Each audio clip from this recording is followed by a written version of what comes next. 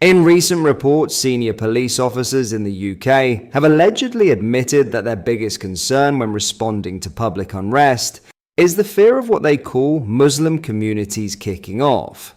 That statement alone says a lot about the current state of policing in Britain. It suggests that behind closed doors, there's growing anxiety within the force, not about crime itself, but about the potential backlash that might come from enforcing the law equally. And if that's true, it paints a troubling picture. The police are meant to uphold one rule of law for everyone. That's the foundation of justice. Fairness, equality, and accountability. But if certain groups are treated with extra caution out of fear, then that principle is being undermined. The result? Ordinary citizens lose confidence that the law applies evenly, and the perception of bias begins to spread. This isn't about targeting any one community. It's about demanding consistency from those who are supposed to protect us all. If the police are now afraid of enforcing the law because of potential outrage or political consequences, that's not policing. That's management by fear. We'll show you a clip that seems to confirm these concerns. Watch it closely and ask yourself, when the people enforcing the rules start choosing who they apply them to, is that still justice or the beginning of something far more dangerous?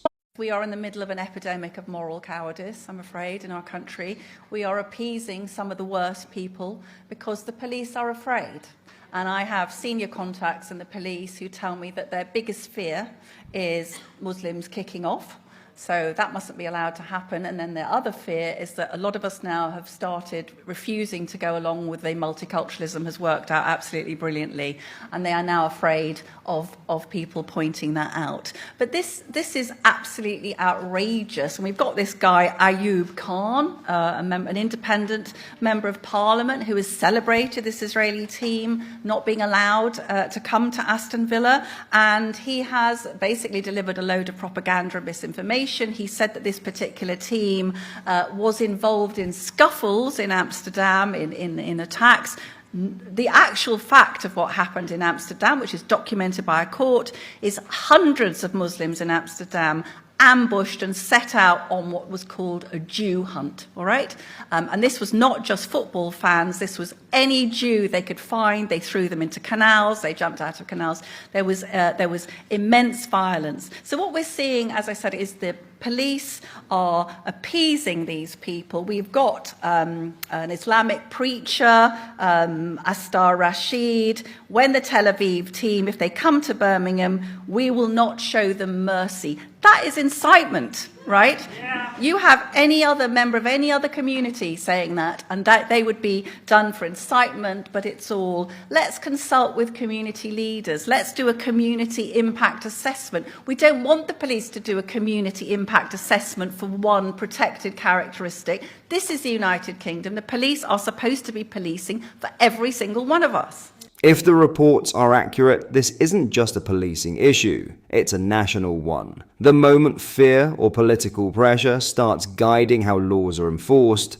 trust in the entire system begins to collapse. Britain's police were once known for fairness and integrity, for protecting the public without prejudice or preference. But if certain groups are being handled with caution, not because of respect but because of fear, then equality before the law is nothing more than a slogan. Communities deserve policing that's consistent, confident, and impartial. Anything less divides the country further and fuels resentment on all sides. Respect should go both ways, between the police and the public. But respect built on fear isn't real respect at all. It's weakness disguised as tolerance. And if that's the direction we're heading, then something needs to change. Fast. In other news, Nigel Farage has insisted he will not act as a punching bag for the leaders of other parties, as he defended his decision to boycott Prime Minister's questions. The Reform UK leader, who entered Parliament as the MP for Clacton earlier this year, said he has been repeatedly name-checked during PMQs, but denied the opportunity to reply,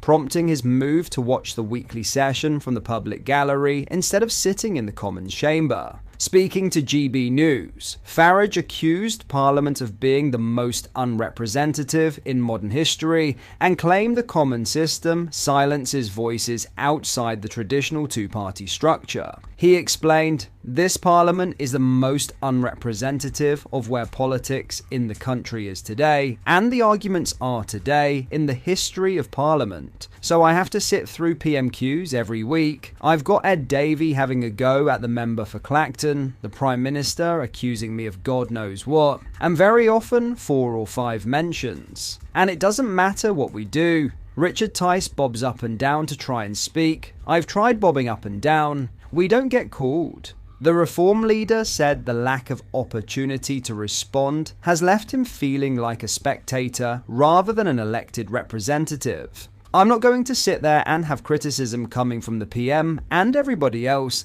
and not have a chance to respond," he added. "I'm treated like I'm a spectator, so in future I'll view it from the spectators' gallery." Farage's boycott has drawn mixed reactions, with some accusing him of shirking parliamentary duty, while others argue he is highlighting legitimate flaws in the Commons system. GB News senior political commentator Nigel Nelson challenged the Reform leader's decision, suggesting that it is his duty as a party leader to remain in the chamber regardless of frustrations. "I take your point," Nelson told him. "However, I do think, Nigel, as a party leader, part of that duty should be to be in the chamber of the House of Commons, not sitting up in the gallery. If the Speaker were to call you, he couldn't call you from up in the gallery." Farage quickly interjected, insisting there was historical precedent for such a move. "He could, actually. The last time it happened was 1953, he replied, referencing a rare occasion when a Speaker allowed an MP in the gallery to contribute. Nelson maintained that the chamber remained the right place for Farage to make his case, but the Reform leader was unmoved. "I'm not going to be a punchbag for the leaders of the other parties with no chance to respond. Period. I'm on strike from PMQS in the chamber," Farage declared. Christopher Hope, another GB News presenter, weighed in, arguing that Farage might instead focus on appealing to the Speaker for more speaking time, though that, he suggested, could create tensions with smaller parties. "If you ask the Speaker to call you more often, you might get complaints from the Greens, the Lib Dems and the Independents," Hope remarked. Farage countered that those parties do not face the same sustained attacks. "The point about parliamentary debate is people can say what they like, but you must get the chance to respond," he said. "I can make a point of order at the end, but that's not the same thing. And they are not attacked by the Prime Minister every single week." What are your thoughts on what we discussed in today's video? Let me know down in the comments section below. If you've not yet already, make sure you do drop a like on this video and subscribe to the channel for more British content. Thank you, take care, goodbye.